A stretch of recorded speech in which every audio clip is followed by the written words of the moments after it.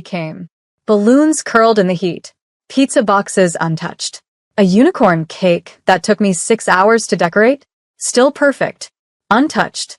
My daughter sat in the backyard wearing a paper crown and a white dress she picked herself.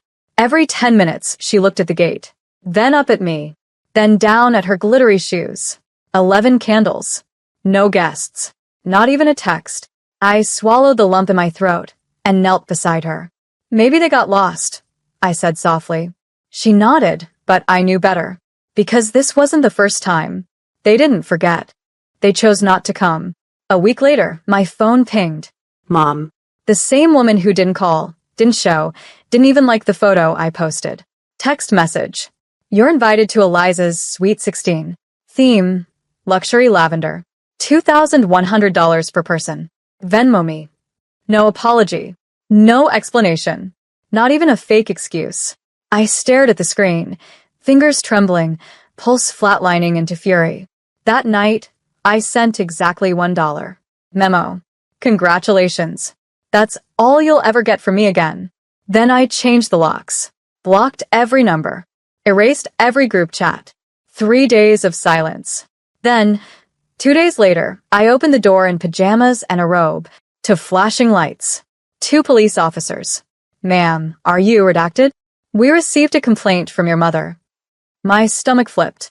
I blinked once, then stepped aside, calm as ever. Because this time I wanted a record. I'm sorry, what was the complaint? I asked. The officer checked his clipboard. She says you're withholding family funds and threatening to blackmail. I blinked. Blackmail? I hadn't said a word. I just sent a single dollar. That's when I understood. They weren't mad about the money. They were mad about the silence. I invited them with open arms to my daughter's party. They ghosted us again. And now they wanted me to fund their $2, 100A play ego parade? No. Not this time. I have receipts, I said, stepping back inside. I handed the officer my phone. Group chats. Voicemails. The text asking for Venmo. My blocked call log. The officer scrolled, then glanced at me with a slow, tight-lipped nod. I'll file this as a civil dispute, ma'am. Not criminal. They left without another word. I closed the door and collapsed against it, not from fear, but release. It hit me like a wave. They really would have let me fund their lives forever. As long as I kept my mouth shut. As long as I smiled. As long as I kept swallowing my daughter's tears and saying, they love us. They're just busy. Not anymore. I made 2 calls that afternoon. To my lawyer, asking about trust restructuring. To my therapist, asking for help navigating toxic detachment. But the 3rd call, that came at 7:44 p.m. My cousin Mia, whispers in her voice. They're planning something. I overheard your mom and aunt talking about ruining your reputation before the Sweet 16. My heart paused. I looked out the window and quietly said, let them try. This time, I'm documenting everything. I didn't sleep that night. Neither did my daughter. She sat cross-legged on the couch, sketching quietly in her notepad, eyes dimmer than usual. I asked what she was drawing. A party, she mumbled, where people show up. I nearly broke, but I didn't. Instead, I stood, kissed her forehead, and whispered, we'll make one.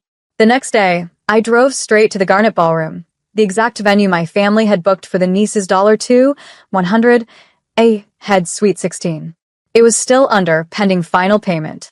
I asked the manager what the refund policy was if the pair backed out. She raised an eyebrow.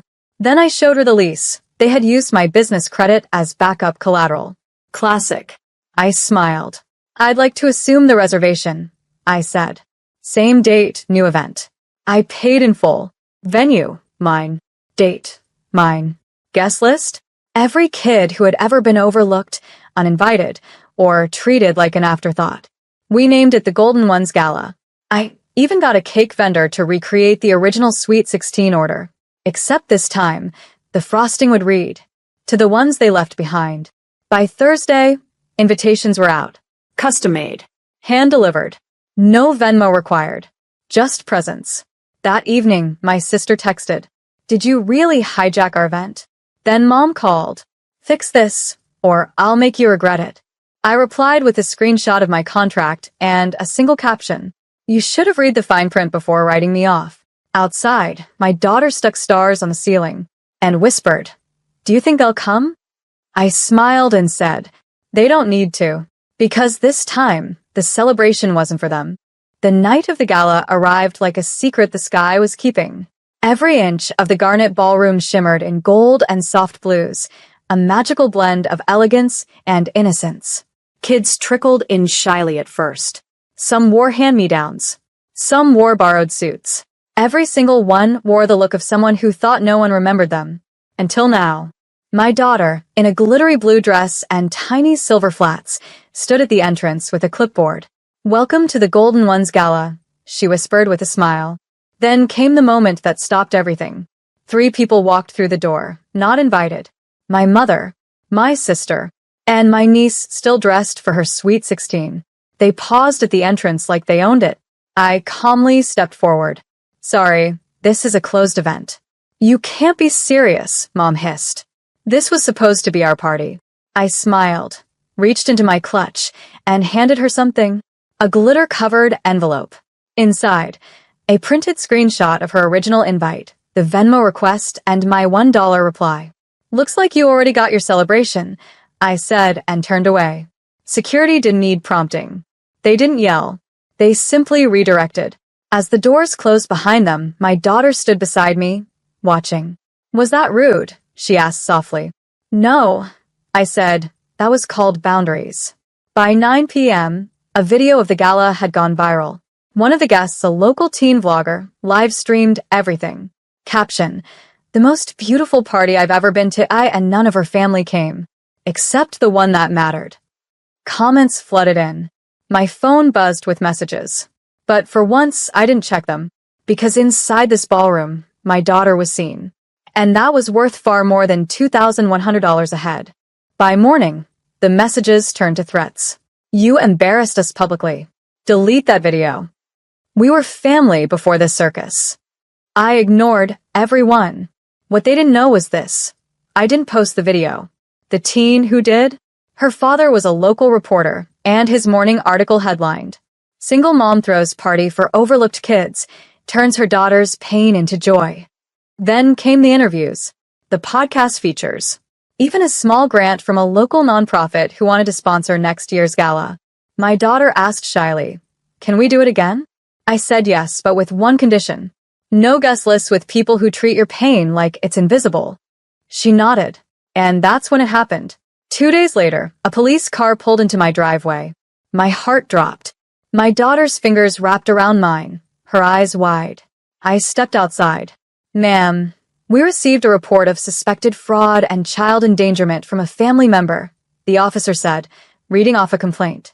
My chest clenched. Child endangerment? The same woman who mailed me a $2,100 invoice now wanted the state to punish me for joy? I asked one question. Was the report anonymous? The officer hesitated, then said, "Not exactly." He handed me a name. My mother's name. My pulse steadied. I looked him in the eye. "Would you like to see the event footage, officer? Or the article? Or the verified receipts?" "I have everything logged." He nodded slowly. "Actually, yes. That would help a lot." I opened the door.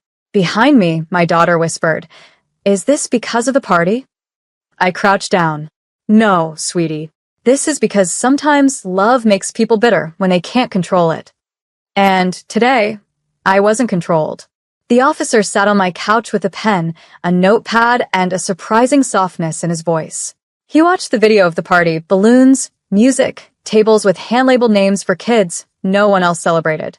He glanced at my daughter, playing quietly in the next room, coloring a picture of her and me under a big rainbow. "Ma'am," he said, "I apologize. We get these kinds of calls, sometimes vindictive reports meant to intimidate." I nodded, pushing a folder toward him. Inside, every receipt, background check on the volunteers, parental permissions, even allergy disclosures signed by guardians. He flipped through them. Then his eyes paused on one name. "Your mother claimed she paid for the event," he said slowly. I didn't laugh. Instead, I handed him a copy of the Venmo transaction. $1 sent from me with the note. Congratulations. He blinked, then smirked. I see. When he stood to leave, he handed me a copy of the official report form. This is now on record as a false claim. If they escalate, you're covered. I walked him to the door. Before leaving, he looked at me, really looked, and said, I've seen a lot of messy families, but not many people clean the mess with kindness. I shut the door after he left and leaned against it. My phone buzzed again. This time, a message from my niece, the sweet 16 girl. Auntie, I didn't know what they did. can I still come over? And that cracked something open. Not every seed grows bitter in a rotten garden. I texted her back. Yes. But bring your own glitter. That night, we sat under fairy lights, my daughter teaching her cousin how to make balloon crowns. There was no music, no photographer. Just real, untidy healing. 2 days later, my mom showed up. Not with flowers. Not with regret. But with a printed spreadsheet and a pen. Listen, she started, walking right into my living room. I've itemized everything. The party, the decorations, the food. If you just pay $1,050, you'll be invited again next year. It's fair. I didn't blink.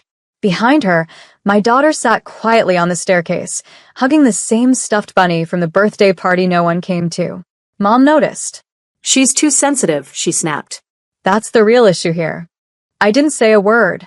Instead, I walked to the kitchen drawer and pulled out a small pink envelope. It still had glitter from my daughter's party. I handed it to her. Inside, a printed photo of the empty backyard, party hats scattered on chairs, and one candle lit on a cake that said, "You are loved." She waited 3 hours, I whispered, in her crown, by the front door. My mother didn't open the photo. She just said, "It's not always about your feelings. Family is messy, but you don't turn your back." I looked at her. "No," I said softly, "but sometimes you close the door before the mess ruins what you've built." She scoffed. So, this is it? "You're going to exile us." I smiled gently. "I'm not exiling anyone. I'm protecting someone." Then I opened the door. She stood still for a moment. Then, without looking at me, she walked out. No screaming. No dramatics. Just the quiet realization that access had expired. That night, I deleted the group chat, changed my daughter's emergency contact to my best friend, and ordered glitter paper to send thank you notes to every vendor who stayed that rainy day, even when no one showed up. Some parties aren't for guests. They're for guardians of joy. Say, next for the final part, where poetic justice lands quietly like a birthday wish whispered over an uncut cake. A week passed before I heard the knock again. But this time, it wasn't police. It was a courier, standing with a clipboard and a small, sealed envelope. Inside was a formal letter from my mother's attorney. "Your refusal to contribute financially to the Sweet 16 event has caused emotional and reputational damage. We're requesting a settlement of $2,100 to resolve this matter amicably." I read it 3 times. Then I laughed. Loudly. Honestly. My daughter looked up from her coloring book. "Is it another joke, Mom?" I nodded, kneeling beside her. The kind that only gets funnier with time. That evening, I typed a single-page response on crisp ivory paper. "Dear Counsel, I respectfully decline. Please inform your client that emotional damage cannot be claimed from those who never showed emotional presence." Attached is a Venmo screenshot of the $1 payment sent, with my final congratulations. Also attached, a photo of an 11-year-old girl blowing out candles in a backyard, surrounded by no one but hope. She deserved better. She will get better. This matter is closed. Do not contact me again. I signed it, Sealed it. Sent it. and for the first time in years, my heart felt weightless. Later that night, my daughter found an old invitation from her party. It still had glitter. "Should we throw another one?" she asked. I smiled. "Only if you want to." She grinned. "Only if it's just us." So we did. Just the 2 of us. A cake and fairy lights strung in the hallway. She wore her crown again. And when she fell asleep, cheeks sticky with frosting, I whispered, "You are not anyone's backup. You are not invisible. You are the guest of honor in your own life."